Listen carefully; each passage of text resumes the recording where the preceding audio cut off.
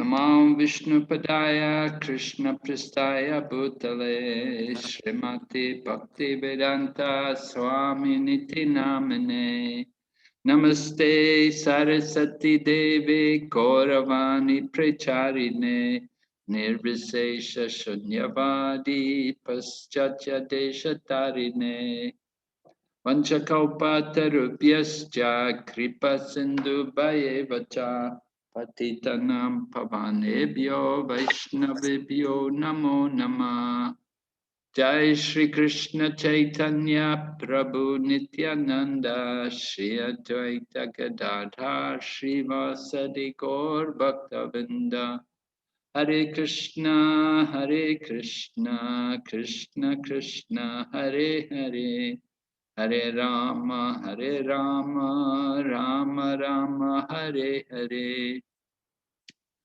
So we're studying Sri Isopanisad at the level of Bhakti Shastri. And this evening we're going to look at mantra number 10.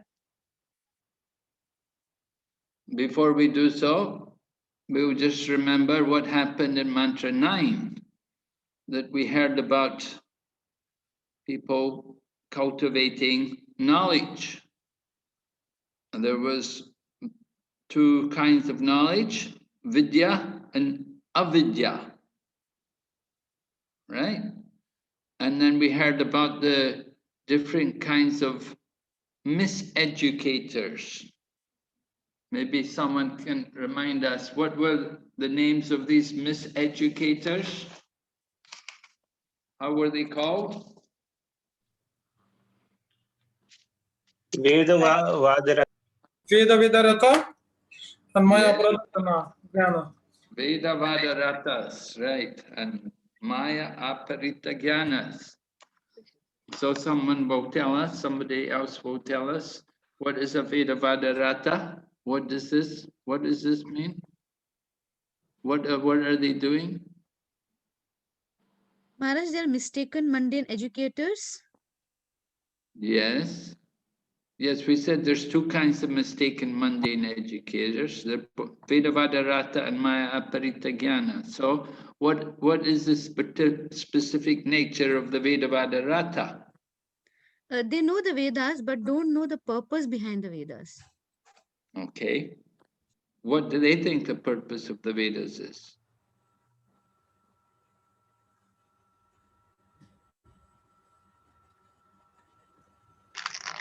To know Krishna, Maharaj.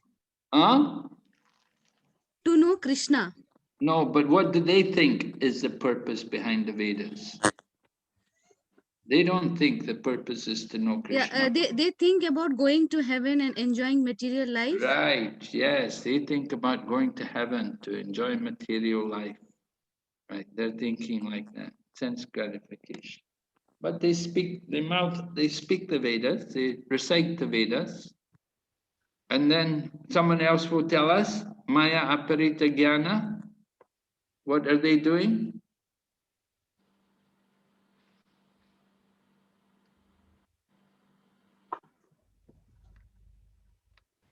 Where did you hear about the Maya Aparita Jnana? Maharaj, they think themselves are God. They think they are themselves are God, and the people who has so much of rich money, opulences, they declare themselves as a God. Mariji, what were you going to say? Hare Krishna Maharaj, same thing Maharaj. They accept the rich man as a God and they neglect the Supreme Lord. And they think the God is Maya. They think God is Maya. Where is this term, Maya Aparita Jnana, from? Mariji, do you remember? Where did you come across this term, Maya Aparita Jnana? In Bhagavad Gita, Maharaj. Yes, in the Bhagavad Gita. What was being described?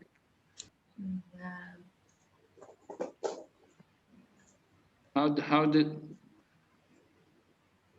Namam Duskritano Moda Prapadyanto Naradama Maya Pratajnana Asurim Bhavamashita. So What is this verse telling us? What's the verse telling us? This verse telling us 4 kinds of people who doesn't worship to Lord. Means Mudha, fool. It's telling us 4 kinds of people who don't surrender to the Yes. Lord. Yes. The Lord is talking about surrender, right? And he's saying these 4 kinds of people don't surrender. So Prabhupada particularly picks out the Maya Aparita Jnana because they are actually educated people by material standards. They are educated. They may be scholars, they may be philosophers, they may even be scientists, but they have good material education. And they don't care to surrender to Krishna. But they have maybe their own philosophy. They will have their own ideas about the nature of life and the purpose of life and where the world came from. All coming from their own speculations. All right, so we heard about those 2 kinds of people. And we heard that those, which one is more dangerous? Asura Bhava Ashrita. Asuram Bhavamashrita. He's the most dangerous, eh? Well, the verse was speaking about vidya and avidya. And it said those who engage in the cultivation of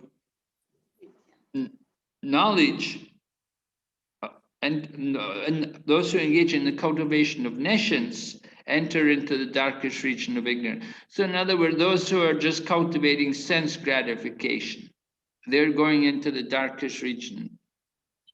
But worse still are those engaged in the culture of knowledge, because they're misleading the people. They're misleading the people, setting false, bogus philosophy, unauthorized teachings, and setting a very bad standard for others. So they get worse. They go to the worst places. They get more punished because they should show a better example to others. All right, we're going to go ahead to mantra 10.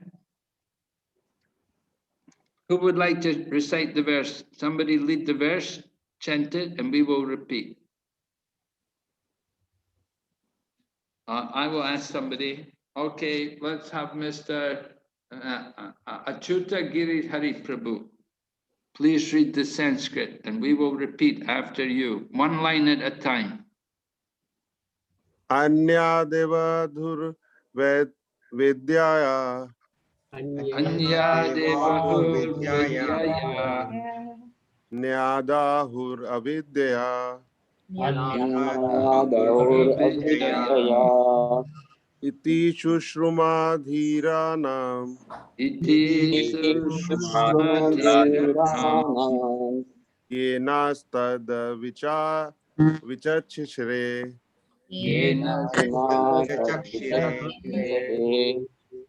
All right, you can go ahead and read the translation, Prabhu. Translation. The wise have explained that only result is derived from the culture of knowledge, and that a different result is obtained from the culture of nescience. All right, go ahead, read the purport a bit. Purport. As advised in the chapter 13 of Bhagavad Gita, 13.8 to 12, one should culture knowledge in the following way. Number 1, one should become a perfect gentleman and learn to give proper respect to others. Number 2, one should not pose himself as a religionist simply for name and fame. Number 3, one should not become a source of anxiety to others by the actions of his body, by the thoughts of his mind, or by his words. Number 4, one should learn forbearance even in the face of provocation from others. Number 5, one should learn to avoid duplicity in his dealings with others. Number 6, one should search out a bona fide spiritual master who can lead him gradually to the stage of spiritual realization, and one must submit himself to such a spiritual master, render him service, and ask relevant questions. Number 7, in order to approach the platform of self-realization, one must follow the regulative principles enjoined in the revealed scriptures. Number 8, one must be fixed in the tenets of the revealed scriptures. Number 9, one should completely refrain from practice which are detrimental to the interest of self-realization. Number 10, one should not accept more than he requires for the maintenance of the body. Number 11, one should not falsely identify himself with the gross material body, nor should one consider those who are related to his body to be his own. Number 12, one should always remember that as long as he has a material body, he must face the miseries of repeated birth, old age, disease, and death. There is no use in making plans to get rid of these miseries of the material body. The best course is to find out the means by which one may regain his spiritual identity. Number 13, one should not be attached to more than the necessities of life required for spiritual advancement. Number 14, one should not be more attached to wife, children, and home than the revealed scriptures ordain. Number 15, one should not be happy or distressed over the desirables and undesirables, knowing that such feelings are just created by the mind. Number 16, one should become an unalloyed devotee of the personality of Godhead Shri Krishna and serve him with rapt attention. 17, one should develop a liking for residence in the secluded place with the calm and quiet atmosphere favorable for spiritual culture, and one should avoid congested places where non-devotees congregate. Number 18, one should become a scientist or philosopher and conduct research into spiritual knowledge, recognizing that spiritual knowledge is permanent, whereas material knowledge ends with the death of the body. Oh, very Hare good. Krishna. Thank you very much. So we see these 18 items reproduced from the Bhagavad Gita. Actually, in Bhagavad Gita, there's 20 items there, but here they put it as 18. Anyway, very interesting items, very important. It's a good idea to read them over a few times and think about how much we can cultivate them and develop these kind of qualities. They're so important for all of us. And it describes what is actually real knowledge, because this is the question which was asked there in the Bhagavad Gita, 13th chapter. Arjuna wanted to understand about knowledge and the object of knowledge. So Lord Krishna described to Arjuna these 20 items and said these constitute knowledge. You know, real knowledge is not just memorizing information, but real knowledge is developing these kind of qualities. It's a process. Real knowledge is it's a process. It's not just some mechanical memorization of information, but it's applying ourselves to this process. And the beginning if you look in the Sanskrit in the Bhagavad Gita, it begins with amanitvam adamvitvam. Humility and pridelessness. They are described by Srila Prabhupada in Bhagavad Gita. Here in Isopanisad, he'd given it a different presentation. One should become a perfect gentleman and learn to give proper respect to others. Oh, okay, so that's the first two items there, actually. The one, number 2 here, one should not pose himself as a religionist simply for name and fame. Well, it might be pridelessness, not sure. Anyway, if you check the Sanskrit from the Bhagavad Gita, you will see each of the items which have been listed here. Very important for us. The beginning, very first item of knowledge, humility and pridelessness, being a perfect gentleman, giving respect to others. We know from Lord Chaitanya Mahaprabhu Shikshastikam, Trinadapi Sunichena, the importance of being humble and tolerant, offering respect to others. And Krishnadas Kaviraj says we should put that verse on a thread and wear it around our neck for constant remembrance.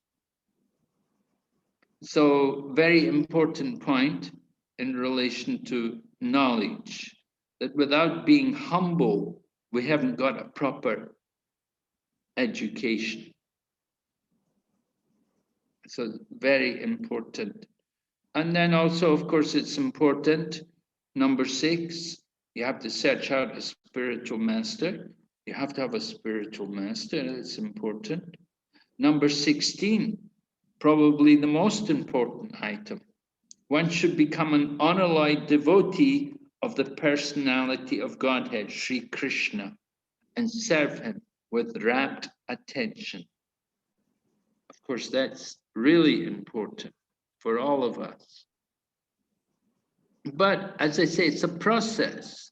If in the beginning, if we're not humble in the beginning, then how will we ever cultivate these other qualities?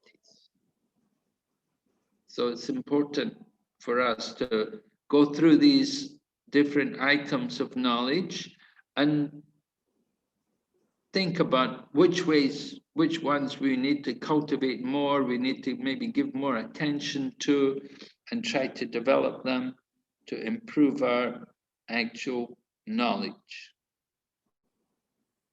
All right, we'll like somebody to please continue reading. Let me ask somebody. We have maybe Mr. Aruna Akesh Gora. Hare Krishna, Dandavat Pranam Maharaj. Dandavat Pranam. Hare Krishna. These 18 items combine to form a gradual process by which real knowledge can be developed. Except for these, all other methods are considered to be in the category of nescience. Srila Bhaktivinoda Thakura, a great Acharya, maintained that all forms of material knowledge are merely external features of the illusionary energy, and that by culturing them, one becomes no better than an ass. This same principle is found here in Sri Isopanisad. By advancement of material knowledge, modern man is simply being converted into an ass.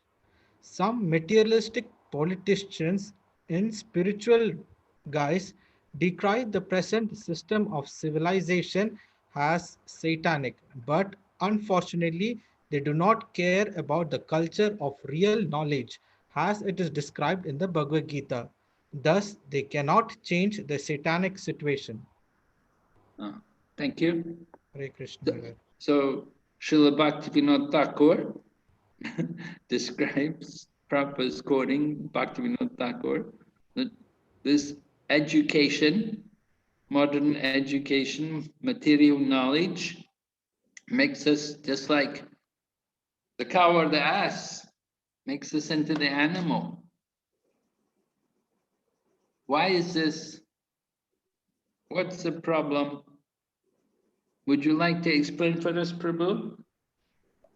Uh, the reason is because we are only getting material knowledge, and they do not have any spiritual knowledge.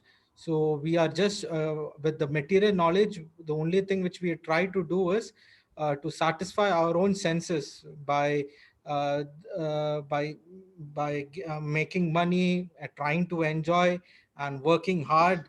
And we are just trying to be like an ass for trying to get what we want to survive, but we do not try to get the actual knowledge, which is spiritual knowledge, to know who is Krishna and how to love Krishna.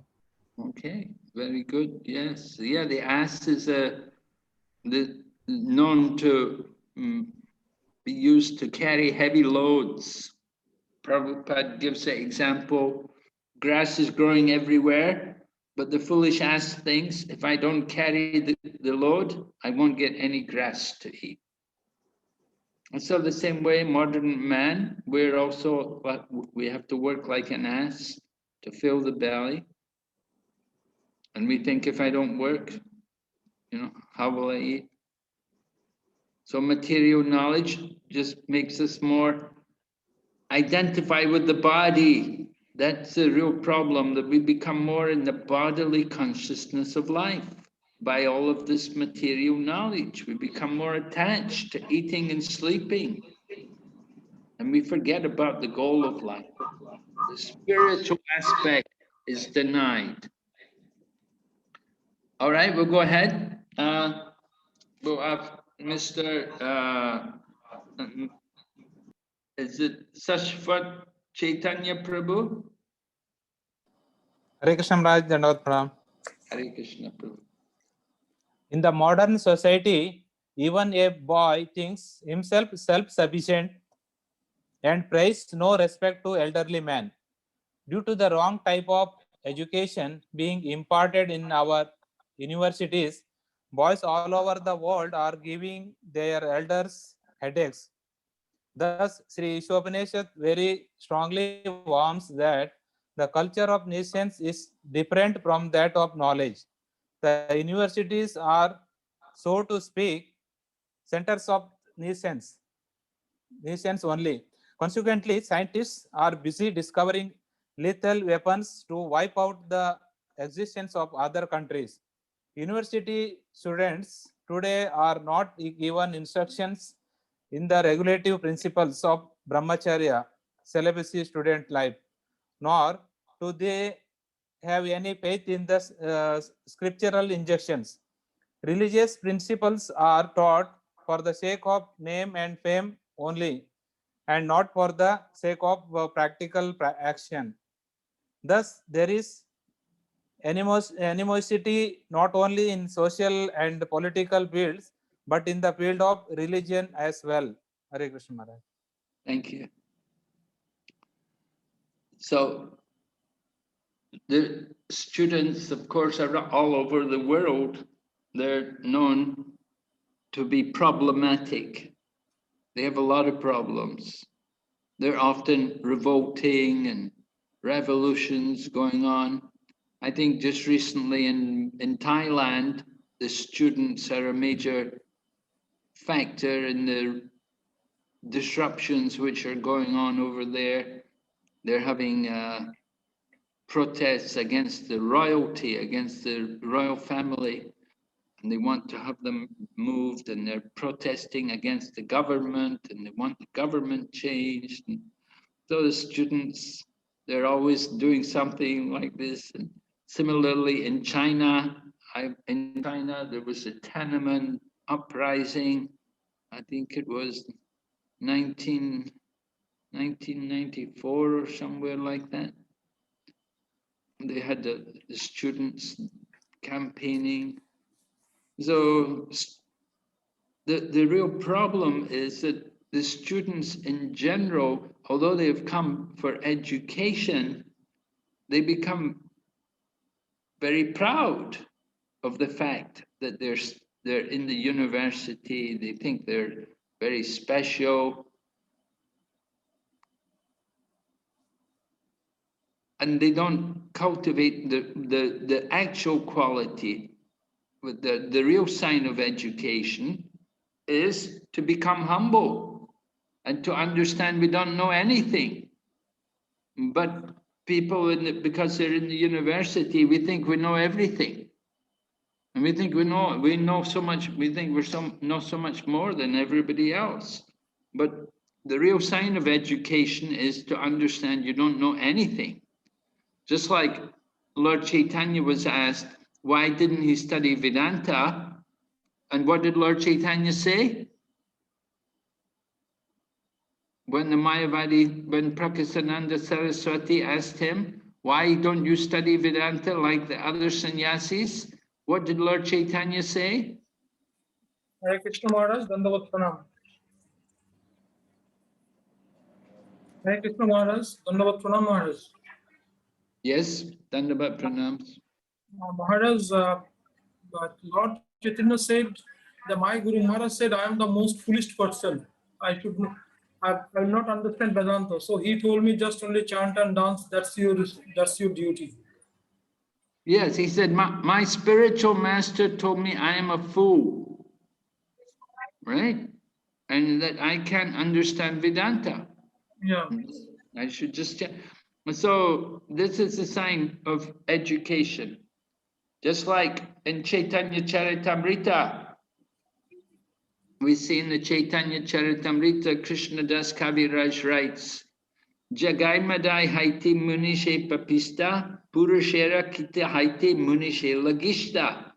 He says, I am more sinful than Jagai and Madai. I am lower than a worm's stool. And so when these people say it, they actually mean it. They're not just saying it to make a show, to impress people, but they actually mean it. And so very important to understand how to present proper knowledge to people.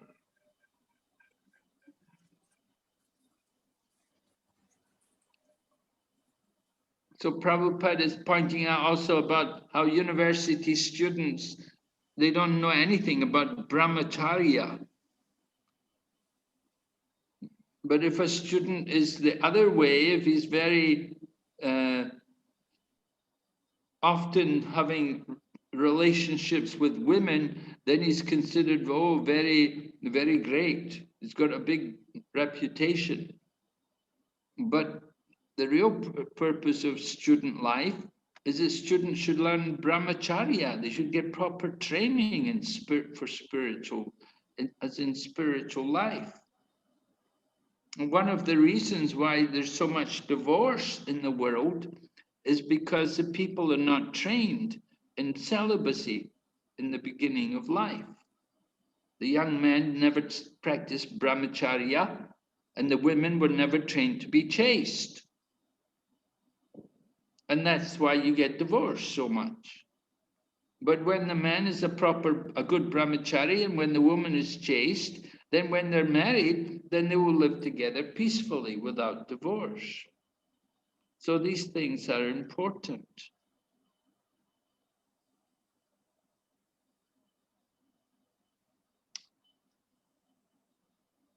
Oh. All right, so we'll go ahead.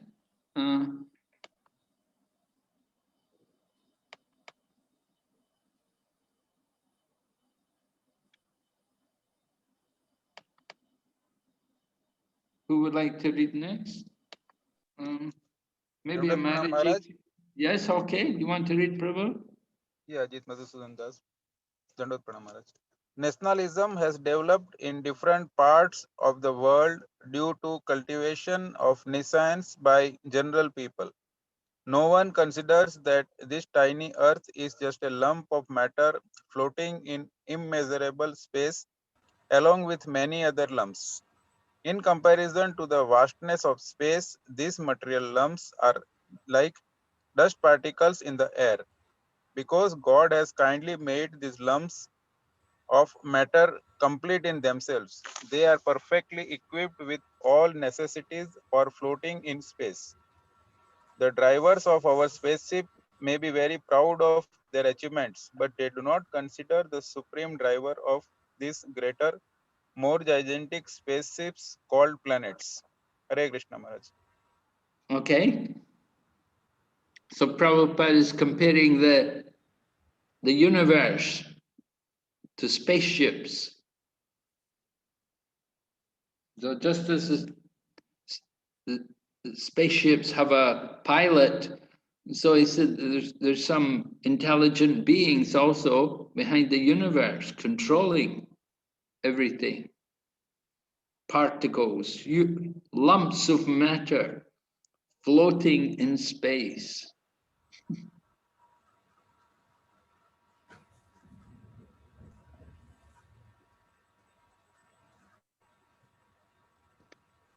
So in the beginning, well, Prabhupada was speaking about nationalism and how this is developed around the world. But then he says, nobody thinks how this earth is just a tiny lump of matter floating in space. And this earth is one tiny planet. And even our universe is one tiny universe compared to all the universes. Our universe is very small. It is said Brahma in our universe only has 4 heads, but there were many other Brahmas who had many, many heads. Some had hundreds of heads. So their universes were so big. Our universe is one of the small universes. So how insignificant we are, but we're so full of ourselves, we're so confident, we're so convinced that we're great, that we know everything, that we can do everything. And so this creates all the problems. We have to recognize that there's the supreme intelligent being behind everything. Go ahead, Maraji. We'll have a Maraji read next.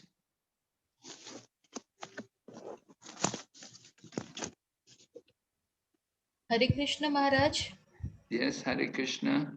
There are innumerable suns and innumerable planetary systems also, as infinitesimal parts and Infinitesimal. infinitesimal parts and parcel of the Supreme Lord, we small creatures are trying to dominate these unlimited planets. Thus, we take repeated birth and death and are generally frustrated by old age and disease. The span of the human life is scheduled for about 100 years, although it is gradually decreasing to 20 or 30 years. Thanks to the culture of science, befooled men have created their own nations within this planet in order to grasp sense enjoyment more effectively. For these few years, such foolish people draw up various plans to render national demarcation perfectly. The task that is totally impossible. Yet, for this purpose, each and every nation has become a source of anxiety for others. More than 50% of nations' energy is devoted to defense measures and thus spoiled. No one cares for the cultivation of real knowledge, yet people are falsely proud of being advanced in both material and spiritual knowledge. Hare Krishna.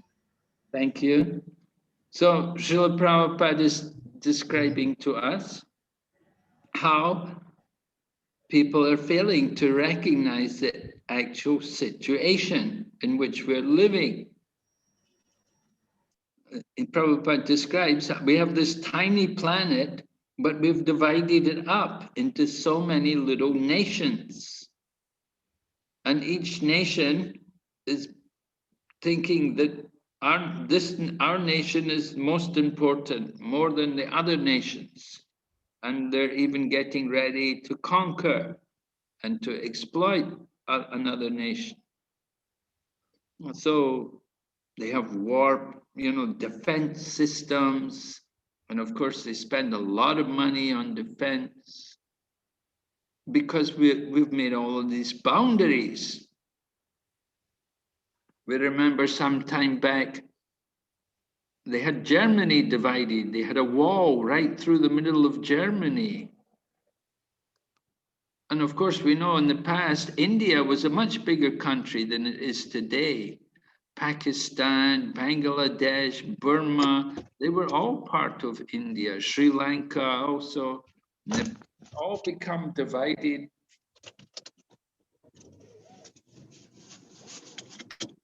And with the divisions, so much conflicts. They just become, they start to argue and fight with each other.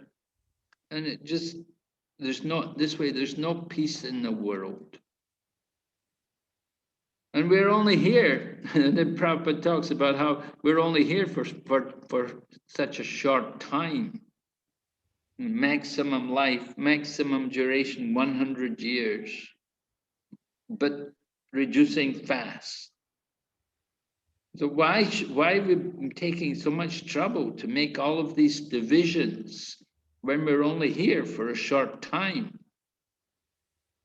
That's it. That's the foolishness of the modern society.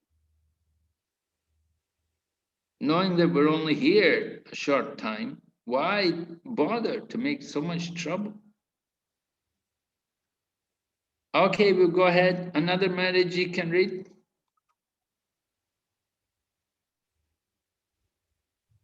Hare Krishna Maharaj, Dandavat Pranam. Hare Krishna. Sri Isopanisad warns us to this faulty type of education, and the Bhagavad Gita gives instruction as to the development of real knowledge. This mantra states that the instructions of Vidya, knowledge, must be acquired from a dhira. A dhira is one who is not disturbed by material illusion.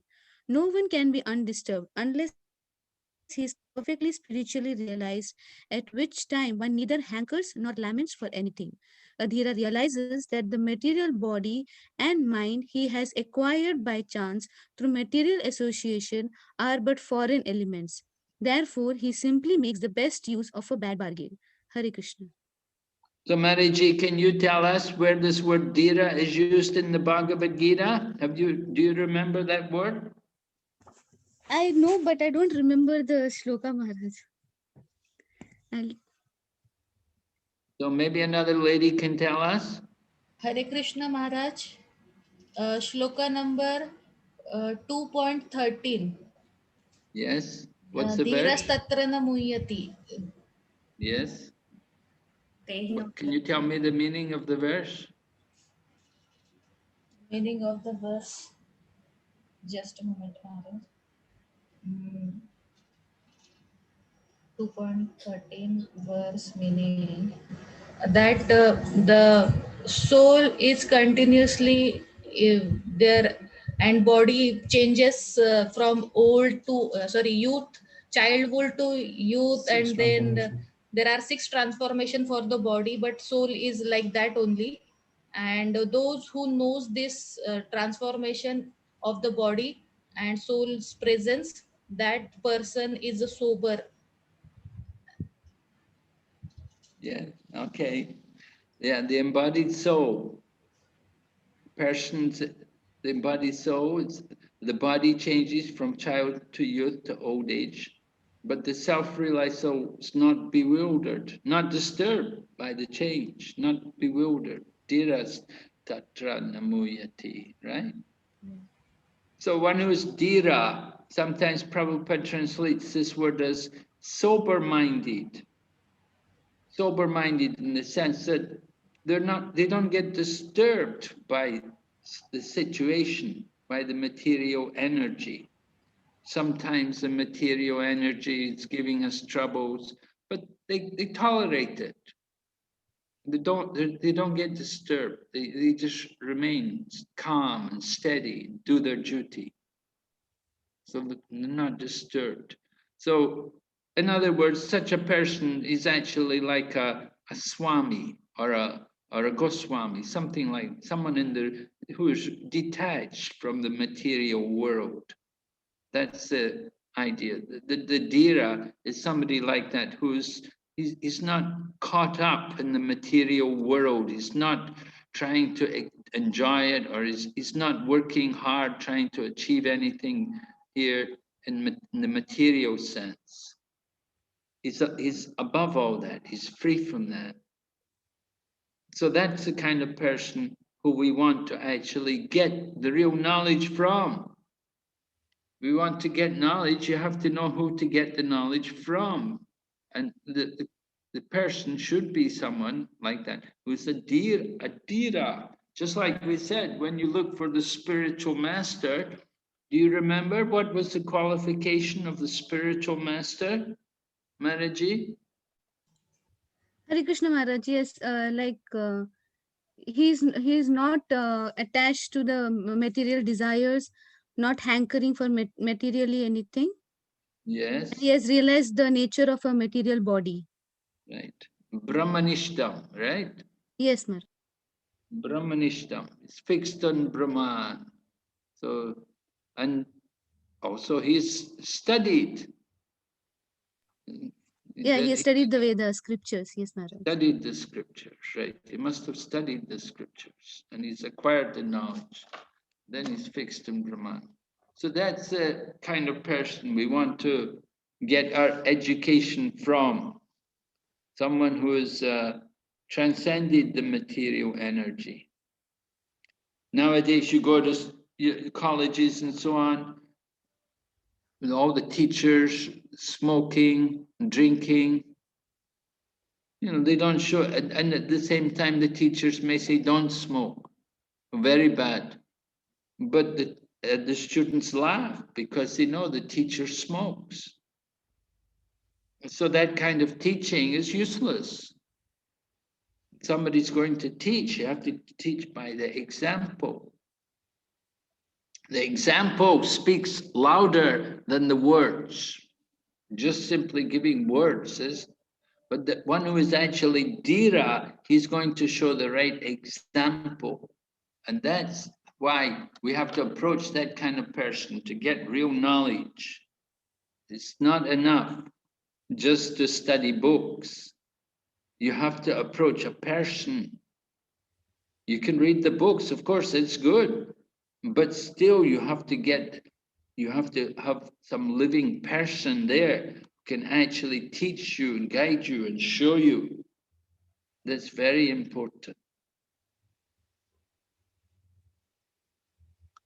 All right? Yes, Somebody asked Prabhupada about this. He said that what's better, to sit and read the books ourselves or to study from a person? And Prabhupada said, better you study from a person. He said, because the person, he will pull your ear. Prabhupada said like that. He said, he will pull your ear. He will make you study. He'll make you do it. But if you just read the books, you do it haphazard. You won't take it seriously. So this is the beauty of this Bhakti Shastri course. You see that you have to do it, you know. You have to study, you have to do this, you have to do that. You have to learn the slokas, you have to take the open book test, you have to the closed book test and write the essay. You have to do all these things. If we're just on our own, you know, we read the book and then we put it down and, you know, we don't remember anything. But this way, studying together, we hope that you get a good grasp of the subject matter.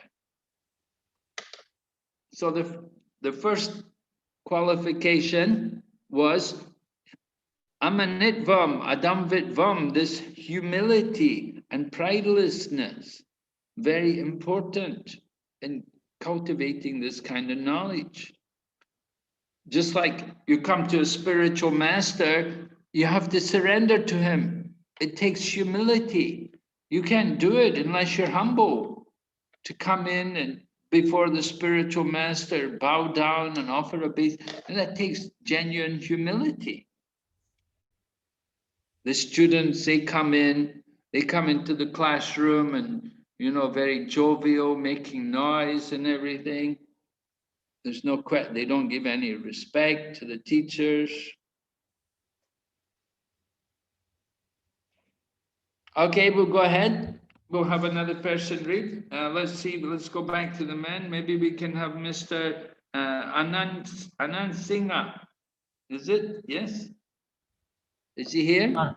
Yes, Maharaj. Please read. The material body. The material body and mind are bad bargains for the spiritual living entity. The living entity has actual functions in the living spiritual world, but this material world is dead. As long as the living spiritual sparks manipulate the dead lumps of matter, the dead world appears to be a living world. Actually, it is the living souls, the parts and parcels of the supreme living being who move the world. The Dhiras have come to know all these facts by hearing them from superior authorities and have realized this knowledge by following the regulative principles. Hare Krishna Maharaj. Yes. Prabhu, can you tell us, please, what was the bad bargain? What, have you ever had a bad bargain before? I did hear Maharaj bad bargain. Can you tell us? What do you mean, a bad bargain? What happened?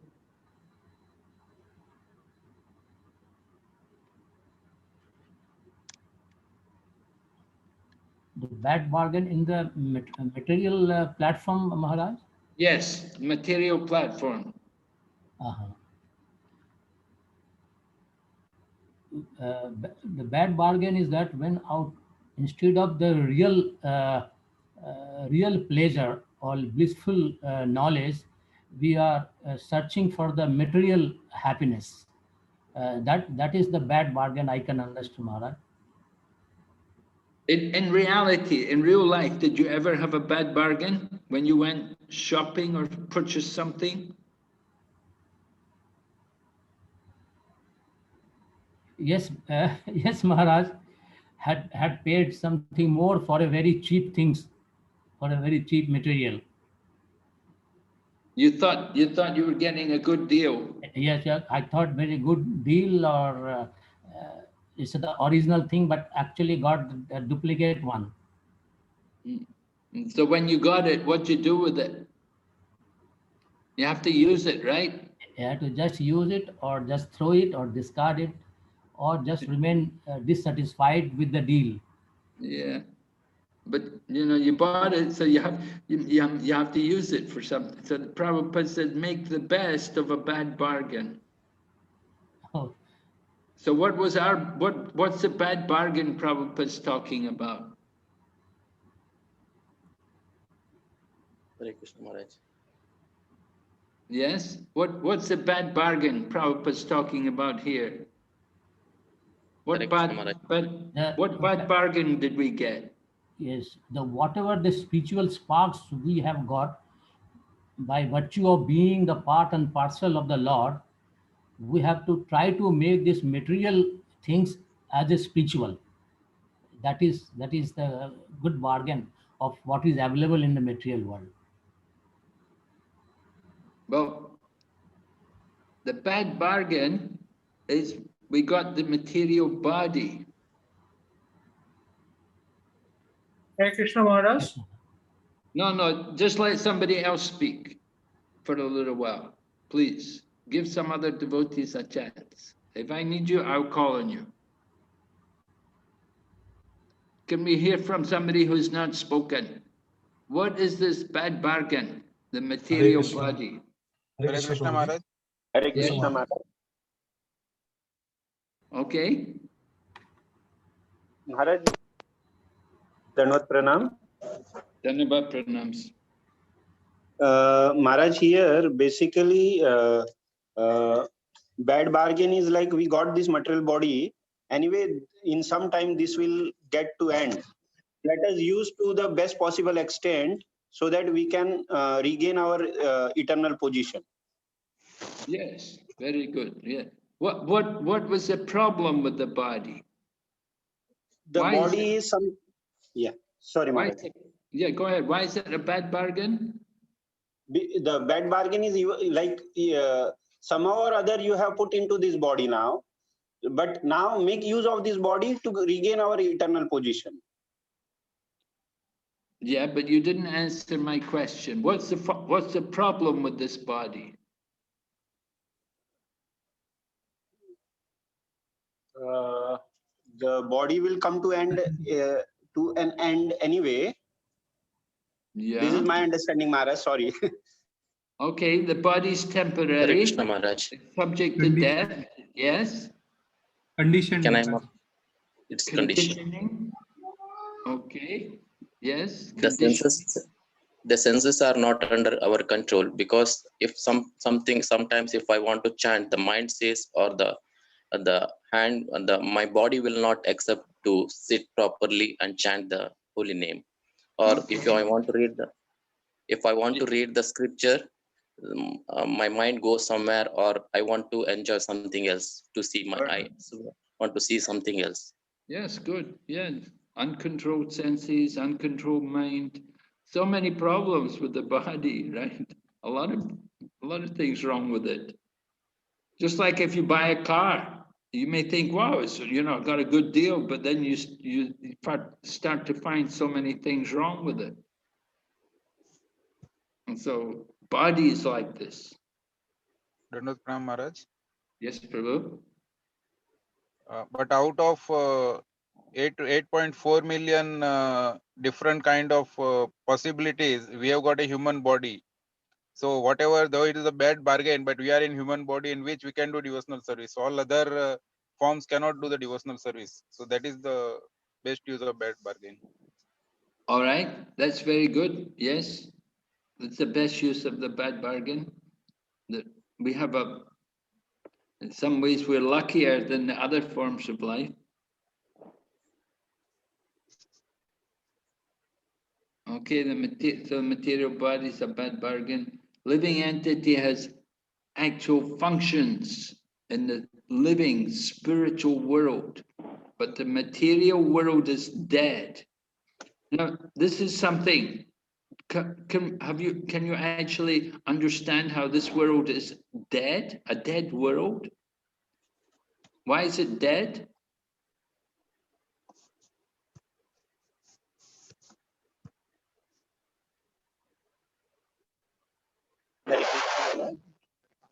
Because it's temporary.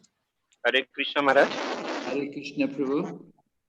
Maharaj, because the material world is here called as dead, because it cannot move by himself. It needs the spiritual spark to move this.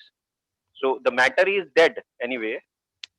But since there is a spiritual spark, it moves. So here it has been defined as dead because of that. Okay, right. Without the spiritual particle, nothing's going to move. What about some machine? The machine, it seems to be moving. The machine's moving on its own.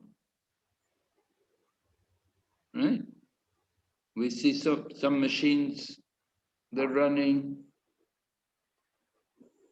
There's no driver. How can is that also dead?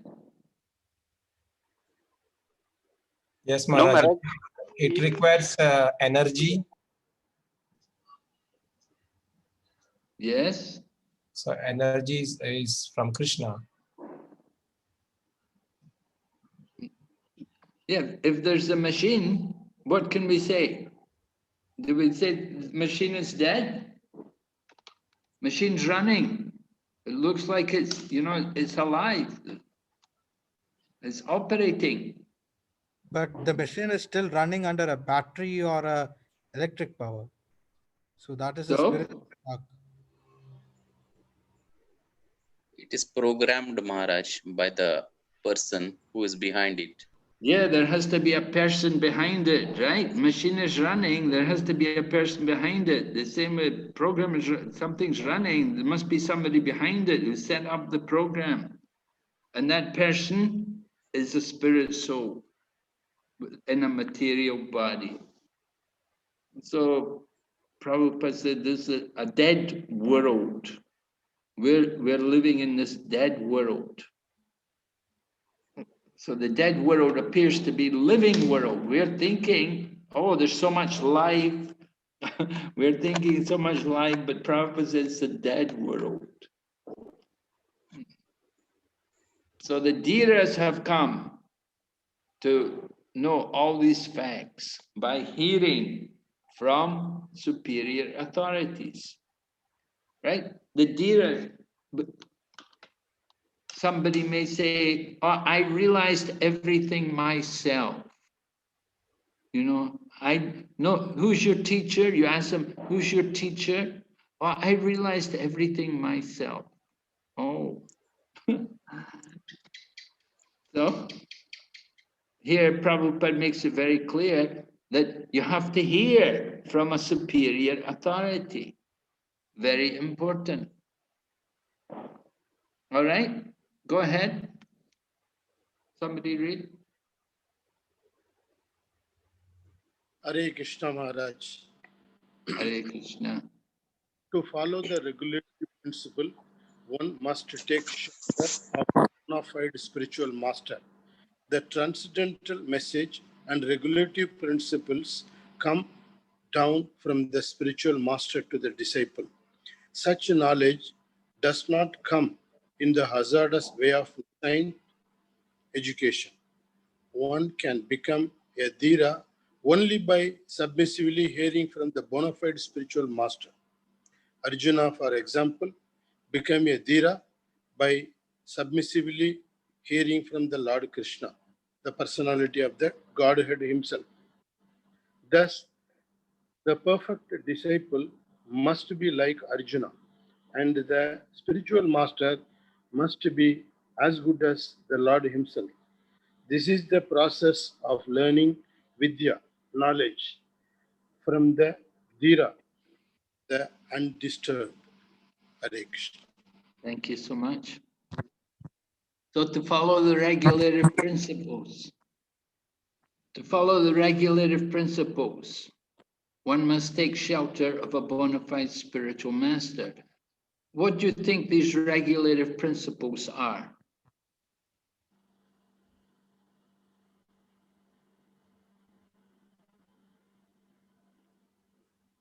Hare Krishna Maharaj. Yes. To support the pillars of Dharma. Okay. So could you tell us something? What are these regulative principles? Daya, Tapa, Saucham, and Satya. No meat eating, no illicit sex, no gambling, and no intoxication. Well, actually, we don't need to take shelter of a bona fide spiritual master for that. Any cultured, civilized society, those four principles will be followed. You take shelter of a spiritual master for a higher purpose.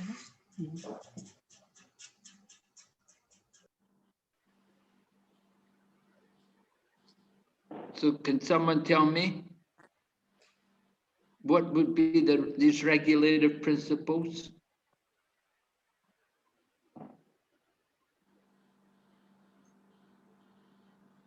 It's mentioned in Bhagavad Gita.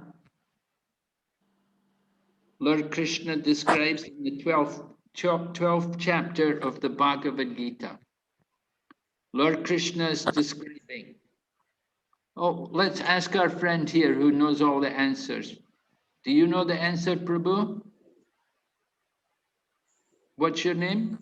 The one who generally likes to answer everything? Uttam Krishna Prabhuji.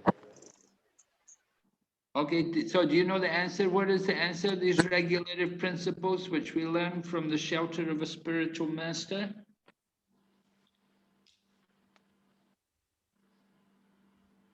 Twelfth chapter of Bhagavad Gita, I think it's text 8. Krishna is describing, first of all, he describes the highest process of devotion is to think of Krishna constantly every moment. But then he says, if you can't do that, then, do you know what he says? Hare Krishna Maharaj. Yes? The shloka which you said right now, 12th chapter, 8th number shloka, translation says that just fix your mind upon me, the Supreme Personality of Godhead, and engage all your intelligence in me. Thus you will live in me always without a doubt. All right, so that's the topmost level. You know, it's very difficult to do that, right? So then next one, he said, if you can't do that, then what are you supposed to do?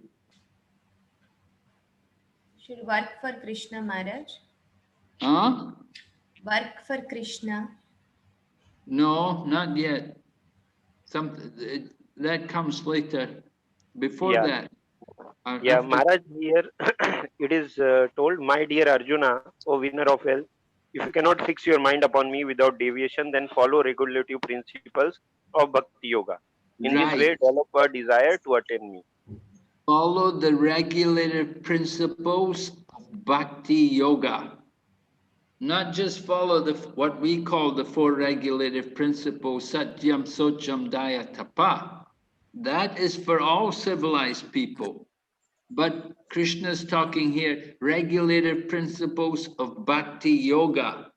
Now that you have to learn from the shelter of a spiritual master. Without taking the shelter of the spiritual master, we won't know how to follow the regulative principles of Bhakti Yoga. Actually, that is one of the regulative principles, one of the items of knowledge, that you have to take a spiritual master. You have to take shelter. Taking a spiritual master means he has to train you. He has to train you in the process of Bhakti Yoga. And if you read the purport there, in that verse number 9, chapter 12, then Prabhupada explains, what are these regulative principles? He explains about wake up early in the morning. Yeah. Yes? Take bath, enter temple, offer prayers, and chant Hare Krishna. Yes. And cook for the deities, offer the food to the deity, study the Srimad Bhagavatam, study the scriptures, these kind of things. This is the regulative principles which we have to learn. Right? The regulative principles of Bhakti Yoga. And we learn that under the shelter of a bona fide spiritual master. Of course, you may say, oh, well, my spiritual master, he's got so many disciples, he can't give me personal instruction. You don't need to have personal instruction. You can get that instruction, same instruction, through other people who've been trained. You know, we have the system, just like in the school, when you have a lot of children, different ages, so the older children teach the younger children. So the same way in our Krishna consciousness movement, the older devotees teach the younger devotees.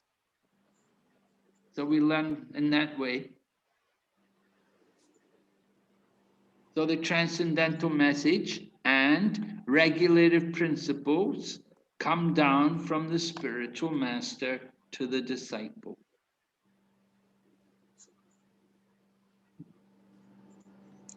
The spiritual master comes in different, there's a shiksha as well as the diksha. When we understand the spiritual master, we don't just think only of the diksha, but there's also the shiksha, spiritual master. And Bhaktivinoda Thakur says this is even more important because he's teaching us all the practical aspects of devotional service. So such knowledge does not come in the hazardous way of nascent education. Nascent education is described as hazardous. So many dangers, so many problems with nation education. Yeah. Why would we say that? Why do you imagine nascent education could be dangerous? Anybody like to hazard a guess?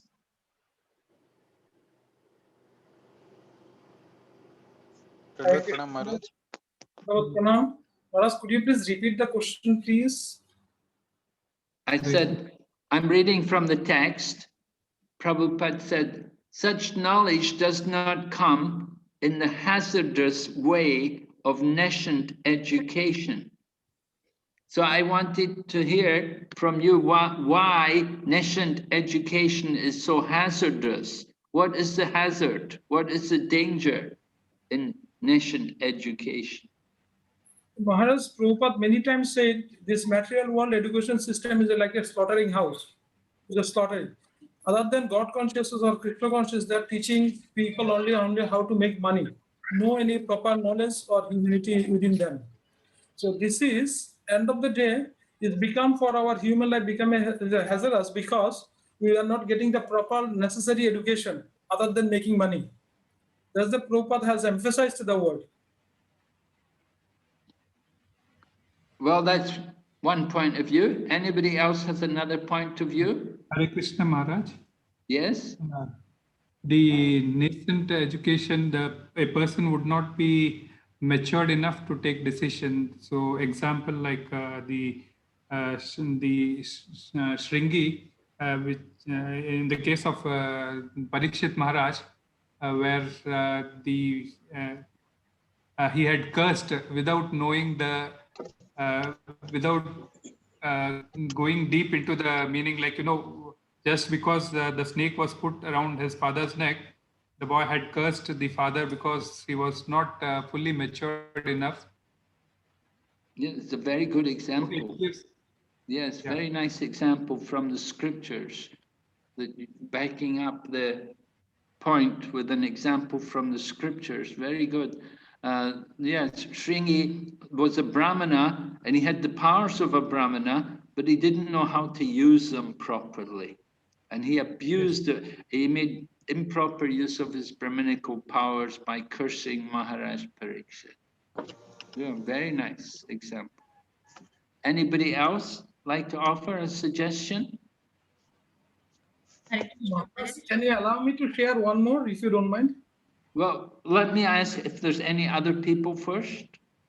And then if we don't have any more, then we'll come back to you. Thank you. Marriage. Yes, Maraji?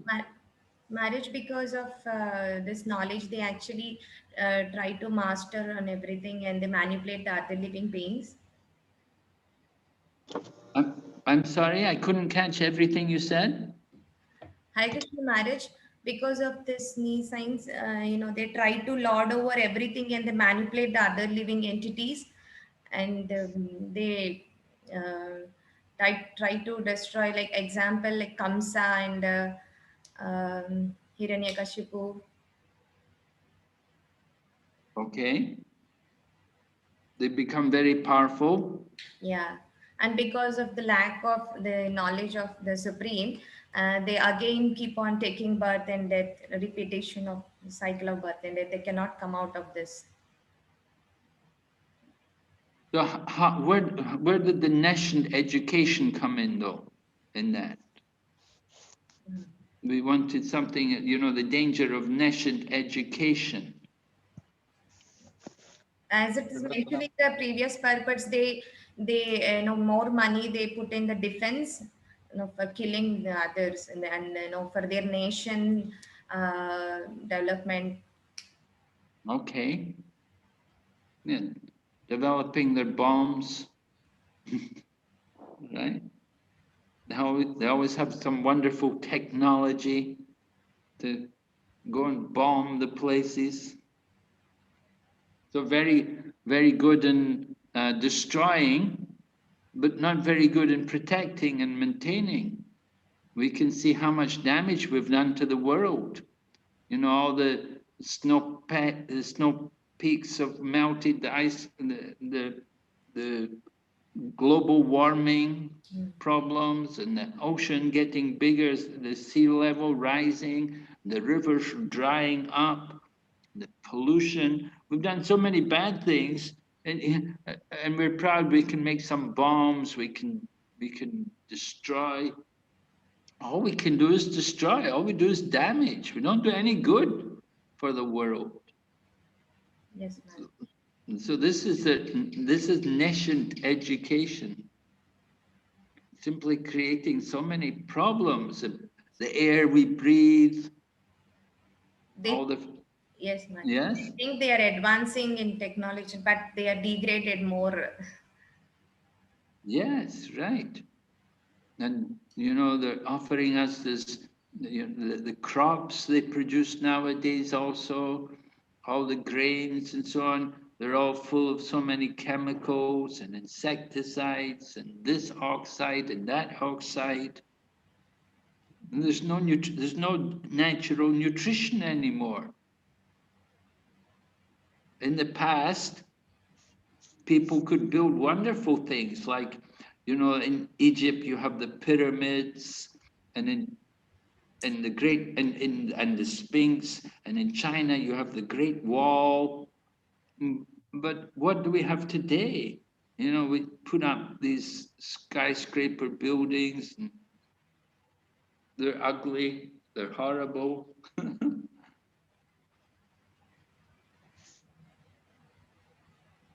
Hare Krishna. Thank you, Maharaj.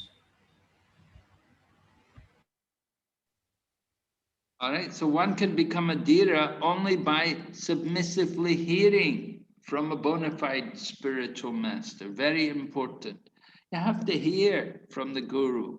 And Prabhupada gives an example, just like Arjuna became Dhira by hearing from Krishna. And then he says, yes? Oh, Prabhu, you were going to give us your example? Yeah, you wanted to say something? Maharaj, I remember two. First one is even Srila Prabhupada on disciple. I think his Sri Srimad Shashrudas Goswami Maharaj, in his Purvashram, he was a teacher, correct? Who? So his Sri Srimad Shashrudas Goswami Maharaj. Bhakti Swarup Damodar? No, no, not Bhakti Swarup Damodar. In American Body. I think Shashrudas Goswami Maharaj, he was previous, before come to ISKCON, he was a teacher. So he was teacher and very learned person. He comes to Prabhupada and he started discussing about Shastra. He doesn't know anything. And by the mercy of Prabhupada, or means as a guru, then he became a Dhira and he come to know, and then he became a very learned scholar, Brahmana. I think Shashrudas Goswami Maharaj himself. Bhakti Swarup Damodar. Bhakti Swarup Damodar Swami he was a scientist, no? Yeah, he was a scientist. Yeah, scientist from Manipur. Yes, right. Yeah, couple of years before he left his body. And also one more incident I remember, it was His Holiness, Srimad Radhanath Swami Maharaj. He was coming from Vrindavan, he will come to Bombay. On the way, he was in Delhi airport. So in the sitting in the airport, and Maharaj was very exhausted with his pilgrimage. So that time, environmental minister, somebody came to Maharaj and said that environmental minister wants to see you. So this is practical example. So Maharaj said, okay, since is a environmental minister invited, so Maharaj went in the airport itself. So then she said, what you Swami and all you people are doing for the society, sitting in the ashram and doing? He said, not sitting on the ashram. He says, what you have done the environment. So Maharaj said, okay, if you wanted to save the environment, or if you wanted real jnana from Srimad Bhagavad Gita, do yogna. So when you do perform yogna in the name of Lord Vishnu, you are offering like what the ghee into that fire. From that ghee, tons of oxygen get generated. So Maharaj has given many other things aspect. So even a very learned environmental minister, she realized that other than scripture, many things which is materially they do not know. And she accepted, and later she invited even Srimad Radha Swami Maharaj in environmental ministry for to give his lecture. So this how this materialistic people, when they hear from a real guru or Krishna's devotee like Arjuna, so then progress will be there slowly into the society. Okay, thank you very much. Dandavat Pranam Maharaj. So we're hearing about the importance of hearing from Adira, and Krishna is the perfect spiritual master, and Arjuna is the perfect disciple.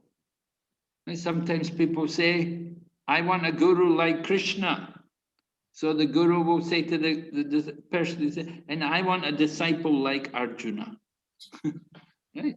You want the perfect guru? You should be a perfect disciple. This is the process, anyway, of hearing vidya, getting knowledge from the undisturbed. We'll go ahead. Next person, someone read this last paragraph. And Hare Adhi, Krishna. one.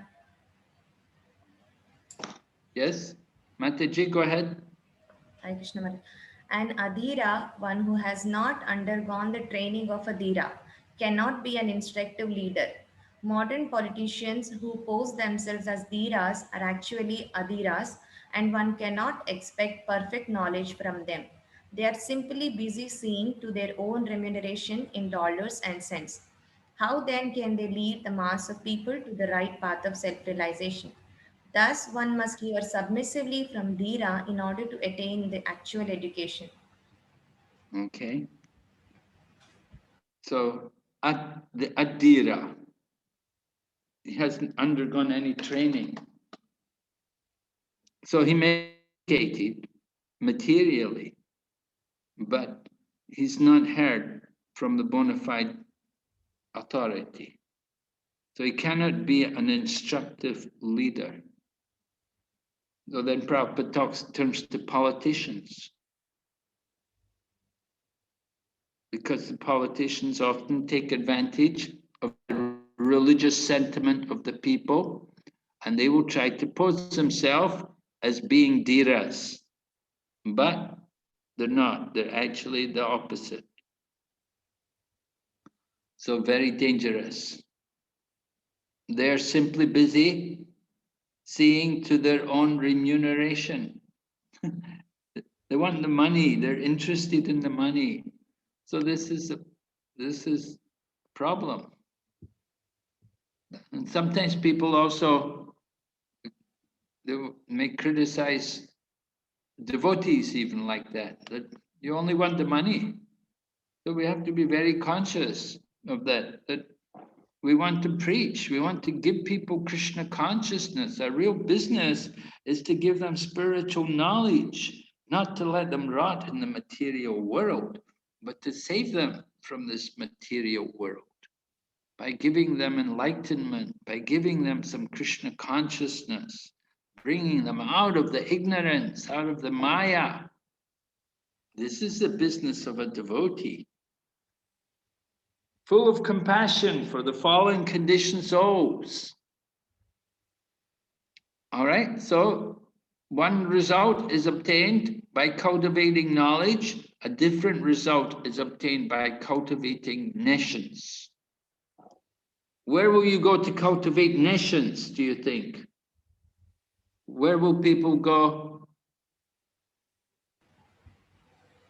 Marriage, schools, give me- universities, the present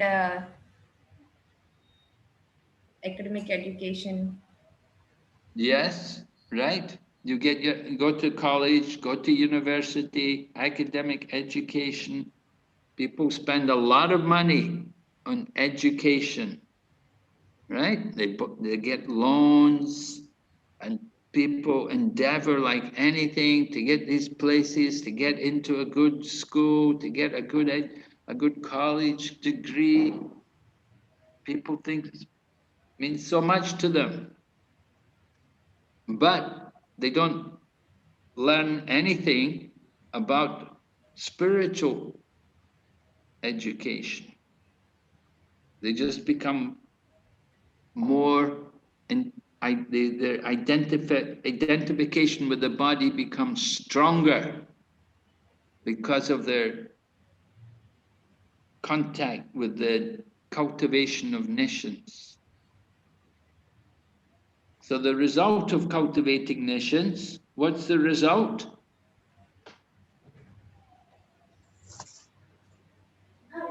Um, They as the repetition of birth and death marriage, they keep on taking birth and death because of lack of spiritual knowledge. They don't know the purpose of the human birth. Yeah, very good. Yeah, very good. Right. They'll stay in the wheel of birth and death. They're not going to get out of this material world. They may go up, they may go down, they can go up and down, back and forth. But if we cultivate the spiritual knowledge, that's certainly for our improvement. And what will be the sign? What will happen in the cultivation of spiritual knowledge? What's the first thing? The first quality? You become humble, marriage. We become humble. Right. Humble. We train devotees to offer all respect to others. Very important. Offering all respects to others and not expecting any respect for ourselves.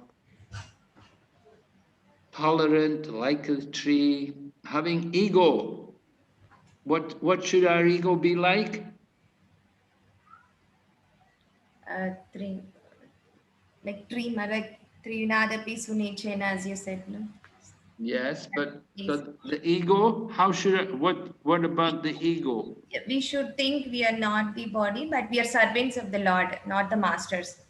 Right, we should think we're not the body. So we're not the body, what are we? We are the soul. So what is the size of the soul? Insignificant. You don't know the actual size? Size, it is 1/10,000th part of the tip of the hair, Maharaj.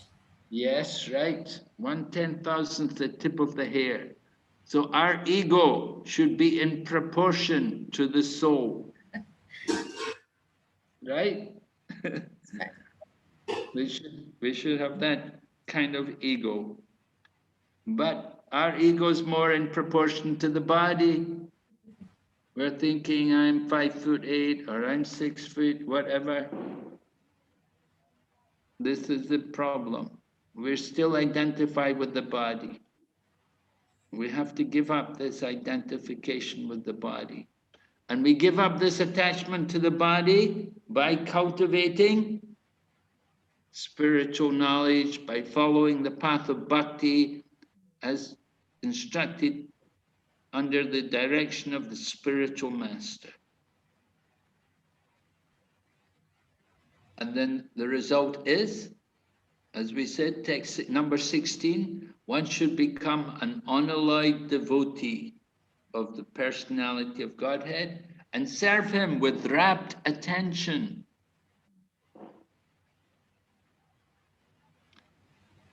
All right, are there any other points on this verse? Any questions?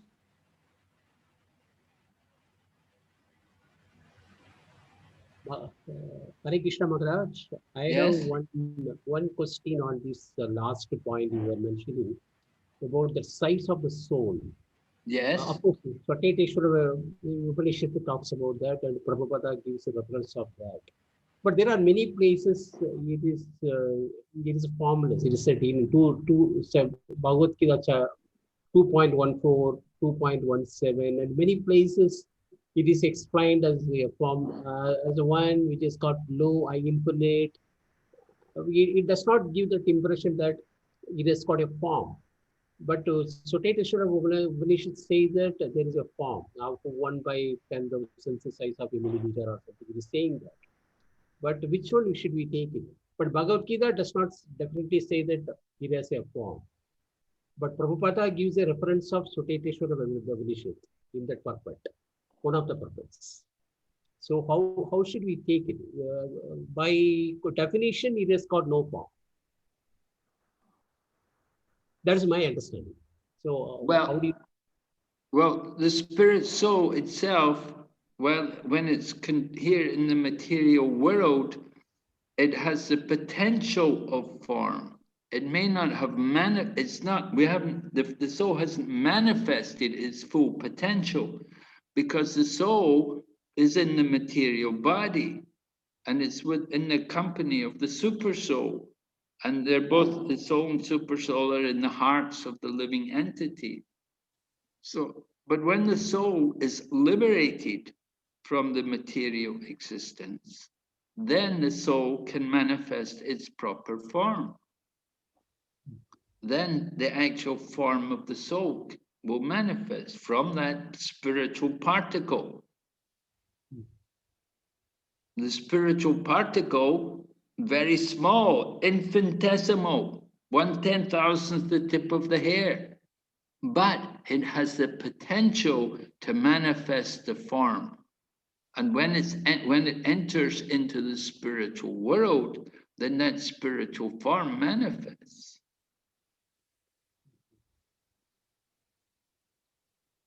Okay. And that's how we can have a relationship with the Lord. There are 5 different rasas.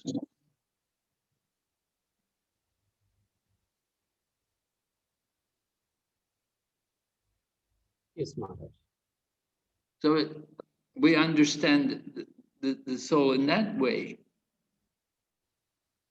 We have our material form, just like this material form. Where did this material form come from? The creation comes about from subtle to gross. Right? The beginning of the creation is subtle. The finest element is ether. And from the ether comes air. Then from the air comes, what's the next one? Water. Fire. Fire, yeah. Then water, then air. Yes, like that. From subtle to gross. So the same way we come into this world, we have the desires, we have the subtle body. What is it which creates this body? It's our mind, which comes along with the soul. The subtle body comes along with the mind, along with the soul at the time of death. The subtle body lives with the soul, and the subtle body carries our desires, which arrange for another body. It's the subtle desires which become manifest in the form of a body. Isn't it? Yes, yes. So from the subtle stage, the physical form. And in the spiritual world, however, everything spiritual. So the spiritual particle enters there into the spiritual world and manifests its spiritual form. And entering into the spiritual sky, the spiritual planet, then our spiritual body manifests. Because we carry within our spirit, within that spirit soul particle, there is also the subtle form, the desire to serve Krishna in a particular way. That when you go back to Godhead, you know, we have a particular desire to serve Krishna in a particular manner, and that will arrange for us to get a particular body. You can read, if you read Brihad Bhagavat Amrita, you can read about Gop Kumar, how he goes to Vaikuntha and how he meets the residents of Vaikuntha and what they're doing, what kind of bodies they have, what's happening there. And you can read about Gop Kumar, how he travels in the different places in the universe, how he goes to the region of liberation, Sayuja Mukti. Very interesting, because Sanatana Goswami is revealing to us the nature of the existence in all of these different regions throughout the universe and beyond the universe as well.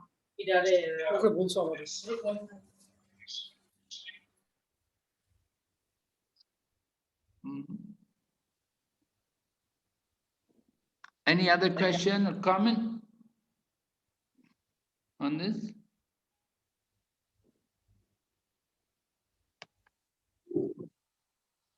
All right, so the significant word in this verse, Susushruma, Susushruma, meaning Sushrushma means hearing. And who to hear from? Bona fide masters. Spiritual master. Perfect spiritual master. How is he described? What was the particular quality mentioned? He In should the be, yeah. Dhira. Dhira, yes, Dhira. He's Dhira. One who you must hear from the person who is Dhira. Dhira means Be undisturbed. yes, but the meaning Prabhupada uses Sober person. sober. So Sober, right? We think somebody's sober, he's not drunk. Right? Somebody's intoxicated, been drinking. Oh, he's not drunk today, he's sober today. So sober. And sober-minded in the sense they're not disturbed by the ups and downs, by all the disturbances going on in the world. They keep the mind controlled. Just like nectar of instruction. One who can tolerate the urge to speak, the mind's demands, actions of anger, the urges of the tongue, belly, genital, like that. That is like Dhira also. Or from Bhagavad Gita, the changing body. Komaram Yovanam Jara. It's not disturbed. Some people get very disturbed. They see their hair start falling out. Oh, they get so disturbed. Oh, the hair's going gray. Oh, I'm putting on weight. You know, people get really disturbed. Oh, I'm getting old. I'm dying. Oh. But one who is Dhira is undisturbed. So that's the person who is meant to guide us, meant to teach us. We're meant to hear from him. We have to seek out, search out that person and hear from them. Prabhupada said, hear from them for 1 year. Then that way we can be convinced.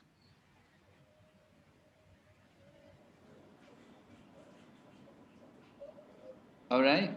Any other questions? Comment?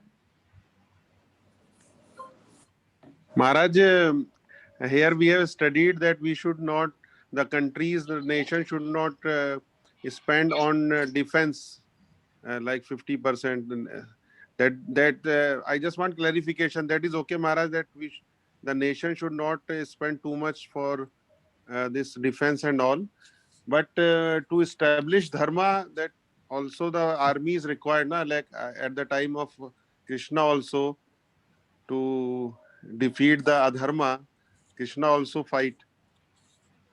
So this is a correct means understanding, Maharaj. That here it is criticized that 50% and more expenditure should not be there. What Prabhupada is criticizing is that they will spend so much money on trying to develop their technology.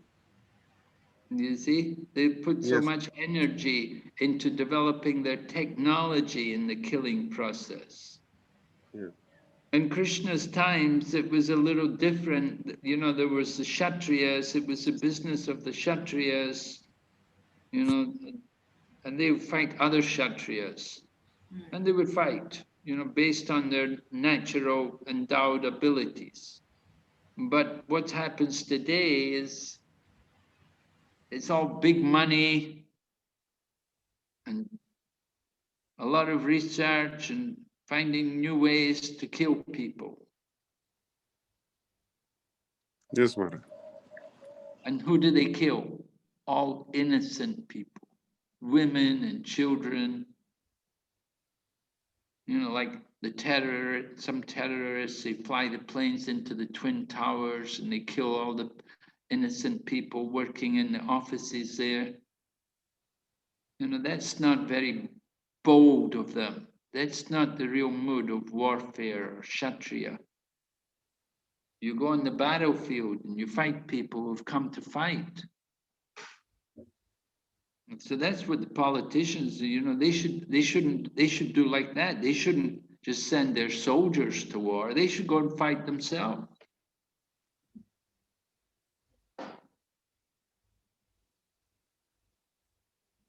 So Prabhupada is pointing out these anomalies, these problems which are there in the world today, how so much money is wasted on this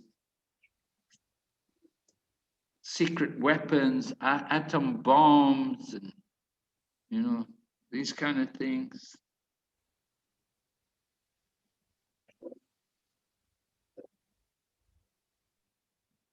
So, yeah, there is meant to be a class of people, meant to fight, meant to have defense, you meant to have armies and so on like that. But it's not that you have to spend a lot of money on developing the technology to have these high-powered guns and super fast airplanes, big bombs, fly in and drop the bombs on everybody and then run off, fly off. That's a very cowardly way of fighting.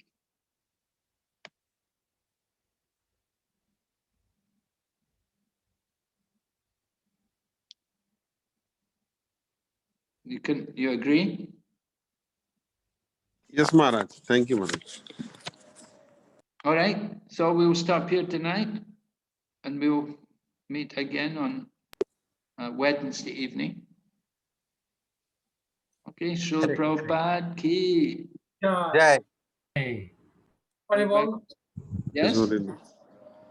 Is Srimad Bhakti Victor Vinashaya Singha Swami Maharaj ki jai. Hey. Srila Prabhupada ki jai. Hey. Vrinda ki. Thank you, Maharaj. Jai. Hare Hare Krishna.